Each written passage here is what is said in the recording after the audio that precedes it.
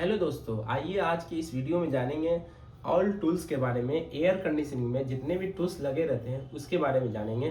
तो चलिए बिना देरी किए समझते हैं ऑल टूल्स के बारे में। तो चलिए स्टार्ट करते हैं। सबसे पहले आता है टेस्टर। जो आप देख पा रहे हैं, टेस्टर का काम है लाइन को चेक करना और बॉडी अर्थ को चेक करना।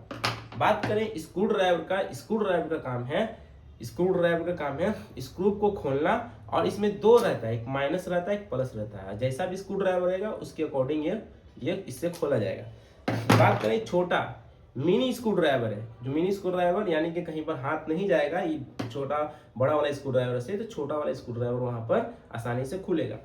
बात करें पिलास का, ठीक है। पिलास का काम है कि पिलास का काम है कोई भी स्क्रू नहीं खुल रहा उसको खोलना, या कोई चीज को काटना, या कोई पकड़ के कोई चीज को खोलना। मल्टीपल काम है पिलास का। और ये नोज देख पा रहे हैं, नोज प्लायर है। नोज प्लायर का काम है कि जब फ्लेयरिंग टूल्स बनाते हैं ना, तो कॉपर पाइप को फैलाने का काम करता है ये। और भी काम है इसका, मल्टीपल काम नोज प्लायर कि हम या किसी को वायर को छीलना, भी बहुत सारा काम कर सकते हैं। एक्चुअली इसका नाम है नोज प्लायर। तो ये देखिए, ये इसका काम है वायर कटर, कि वायर को काटना और छीलना, ठीक है। अब देखिए, ये है क्लेम मीटर। इस मल्टीमीटर भी बोल सकते हैं, क्लेम मीटर एक्चुअल में इसको बोलते हैं क्लेम मीटर इसका नाम है। और इसका काम सबसे पहले जो हम लोग इम्पोर्टेंट काम है, इसको एम्पियर चेक करना। जैसे मान लो कहीं भी एम्पियर चेक करते हैं तो आसानी से इसको वायर में लगाते हैं, एक सिंगल वायर में, तो एम्पियर बता देगा, ठीक है। तो एम्पियर मीटर है ये। मल्टीपल वोल्टेज चेक करना, एसी डीसी एम्पियर वगैरह सारा चीज चेक करने में मदद करता है ये। उसके बाद हम बात करें एडजस्टेबल रेंज, ठीक है, स्लाइड रेंज भी बोलते हैं अपने भाषा में। तो ये एडजस्टेबल रेंज है, इसको हम नट खोलने की, जैसे एक 10 नंबर है, 8 नंबर है, ये 10 नंबर है, ये 8 नंबर, ये 10 नंबर है, आसानी से नट खोलने में काम आता है। फ्लेयरिंग टूल्स इसका काम है कॉपर के थिकनेस को बढ़ाकर आपस में नट से नट को कनेक्ट करना। इसका काम है सूजिंग टूल्स है, इसको कॉपर के थिकनेस को बढ़ाना, यानी कि आपस में कॉपर टू कॉपर को ज्वाइन करना, ठीक है। इसका काम है टूब कटर इसका नाम है। टूब कटर का काम है कि कॉपर को काटना। उसके बाद इसका काम है कि इसको बोलते हैं सिलेंडर की, यानी कि सिलेंडर जो होता है हमारा सिलेंडर, इसको खोलना और बंद करना, ओके। उसके बाद आता है हमारा एलपीजी टॉर्च हुआ ये। उसके बाद गार्ड हुआ ये। उसके बाद ये बुटेन केन हुआ ये ब्रीजिंग रॉड हुआ। इतना इक्विपमेंट से आसानी से ब्रीजिंग कर सकते हैं, ओके। उसके बाद बात करें, ये है कॉपर ब्रश। अगर से कोई भी कॉपर को ज्वाइन करने से पहले हम उसको कार्बन क्लीन करते हैं, तो ये कार्बन क्लीन वाला ब्रश है। उसके बाद बात करें, ये लाइटर है, जो हम इससे स्टार्ट करते हैं एलपीजी टॉर्च को। उसके बाद ये एक्सो ब्लेड है, कॉपर को काटने के लिए या ड्रेन पाइप को काटने के लिए। इसके बाद इसका बात करें, इसका काम है एलेंकी का काम है नट को, जो सर्विस वाल होता है, सर्विस वाल के नट को खोलना और बंद करना। उसके बाद टेप का तो काम मालूम होगा, इलेक्ट्रिक टेप है ये ट्रांसपेरेंट टेप, जो इंसुलेशन जो रहता है कॉपर पाइप को, इसको लपेटना, यानी कि अच्छे से पैक करना। उसके बाद ये आया टी रिंच का काम है मल्टीपल पर, जैसे ये है हमारा 13 नंबर रिंच, और ये है 8 नंबर और 10 नंबर। तीन गोल टी रिंच लगता है, जो आसानी से हमारा एसी में काम आता है। उसके बाद जो ये तो आपको समझ में आया। अब हम समझते हैं गैस चार्जिंग में क्या क्या लगता है। गैस चार्जिंग का इक्विपमेंट समझते हैं। यहाँ से काटिए। आप देख पा रहे हैं ये गैस का इक्विपमेंट सारा है। तो चलिए हम समझते हैं गैस का क्या क्या लगता है। देखो, सबसे पहले अगर गैस डालना रहता है मुझे, तो सबसे पहले हम वैक्यूम करते हैं। वैक्यूम करने के बाद अगर ऐसे देखा जाए तो सबसे पहले तो हम प्रेशर डालेंगे, वो तो बताएंगे, लेकिन गैस का इक्विपमेंट बता देते हैं। वैक्यूम पंप हुआ ये। उसके बाद हमारा मल्टीपल गैस है। देखो, ये हो गया R32, उसके बाद ये हो गया 410, सब पे नाम लिखे हुए हैं। उसके बाद ये हो गया R22 गैस, इसका वजन है सिलेंडर का 1600 ग्राम। 1600 ग्राम यानी कि 1 केजी 600 ग्राम। इसका वजन है 410 गैस है 1100 ग्राम यानी कि 1 केजी 100 ग्राम है।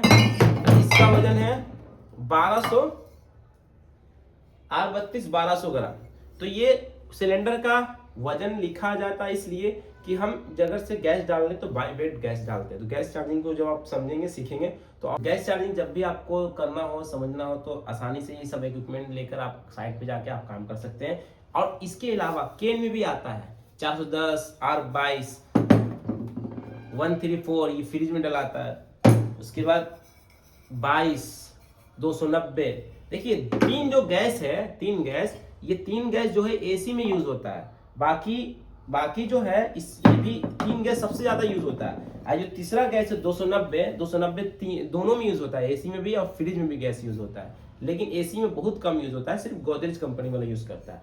ओके चलिए, तो ये आप उसके बाद जब हम सब गैस डालेंगे या वैक्यूम करेंगे हम मिनीफोल्ड गैस से करेंगे। तो मिनीफोल्ड गैस का काम है प्रेशर गैस को डालना, वैक्यूम करना। देखिए ये बीच वाला कॉमन है, बीच वाला क्या है कॉमन है। और इससे हाई साइड हुआ और ये लो साइड हुआ। लो साइड से हम वैक्यूम करेंगे और गैस डालेंगे। हाई साइड से क्या करेंगे प्रेशर डालेंगे और लीकेज वगैरह चेक करेंगे। हाई साइड से हम प्रेशर डालते हैं। तो अब चलिए गैस डालने से पहले ध्यान रखना है कि कैसे हम गैस डालें। यानी कि गैस डालने से पहले लीकेज ढूंढना पड़ता है। जैसे मान लो कि मुझे टायर का पंक्चर बनाना है तो पहले क्या करता है पंक्चर वाला, पहले लीकेज ढूंढता है, उसका लीकेज ढूंढता है। तो लीकेज ढूंढने के लिए क्या क्या इक्विपमेंट लगेगा उसके बारे में समझते हैं, क्या क्या लगेगा। बंद कीजिएगा।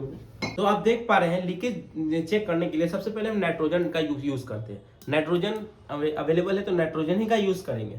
अगर दूसरा ऑप्शन है नाइट्रोजन नहीं है, साइड पे खत्म हो गया, तो दूसरा ऑप्शन है हमारा ये दोनों एक तरह से कंप्रेसर है। ठीक है, ये कंप्रेसर इसके अंदर जो है इसी का पार्ट्स इसके अंदर है, यानी कि ये भी कंप्रेसर है ये भी कंप्रेसर है। ये दोनों ऑप्शनल है, यानी कि मेन जो लीकेज चेक करने के लिए नाइट्रोजन है। सजेशन आदमी करता है नाइट्रोजन का, लेकिन बाई चांस नहीं रहता है नाइट्रोजन तो प्रेशर से डाल सकते हैं। ये प्रेशर है दोनों, प्रेशर कंप्रेसर ये फ्रिज का है, इसके अंदर डिजाइनिंग करके एक्चुअल में लगता है। इससे दोनों काम हो जाता है, प्रेशर भी लगाएगा वैक्यूम भी होगा। लेकिन एक्चुअल में वैक्यूम का काम इसी का है। वैक्यूम का काम देखा जाए ओवरऑल कि इसका काम है प्रेशर डाल के लीकेज चेक करना, इसका काम है वैक्यूम करना। लेकिन ये दोनों मल्टीपल है, दोनों काम कर देगा, ये भी दोनों काम करेगा ये भी दोनों काम करेगा, लेकिन एक्चुअल में अच्छा सही से काम नहीं करेगा ये सारा काम। इसके बाद हम मान लो कि प्रेशर डाल दिए, लीकेज ढूंढना रहेगा। तो लीकेज चेक करने के लिए हम क्या करते हैं पेंट ब्रश का इस्तेमाल करते हैं। पेंट ब्रश का इस्तेमाल करते हैं जो हम आसानी से लीकेज ढूंढ रहे हैं। यानी कि एक मग्गा में पानी और विम वाला लिक्विड से हम उसको एक झाग बनाएंगे, झाग के द्वारा हम पाइप का लीकेज ढूंढेंगे। ये हो गया हमारा प्रेशर डालने का प्रक्रिया। अब हम जानते हैं एसी सर्विसिंग करने का इक्विपमेंट क्या लगेगा।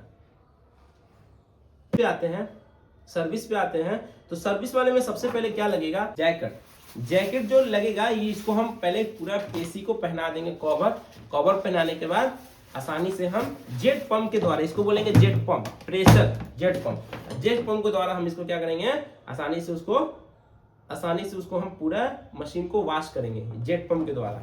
अब जेट पंप हो गया। अब मान लो कि बाई चांस कहीं पानी चल गया तो पानी वगैरह सुखाने के लिए पीसीबी में पानी चल गया, कहीं चल गया, मोटर रूम में चल गया, तो इसके लिए हम ब्लोअर का इस्तेमाल करेंगे। ठीक है, उसके बाद जो मेन सारा है अभी तक तो हम सब बता दिए क्या क्या सामान लगेगा।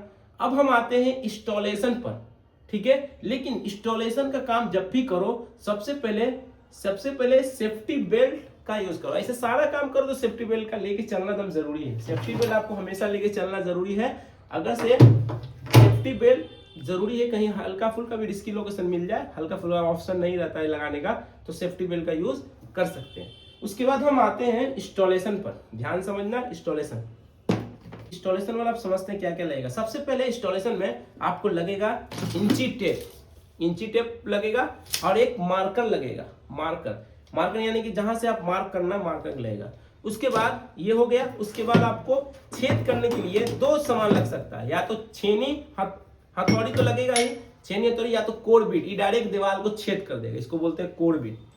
ठीक है, उसके बाद जब भी हम स्टेन जो इंडोर यूनिट का प्लेट लगाएं तो हम इससे क्या करेंगे चेक करेंगे लेवल कि कितना लेवल है कि नहीं सही, ठीक है।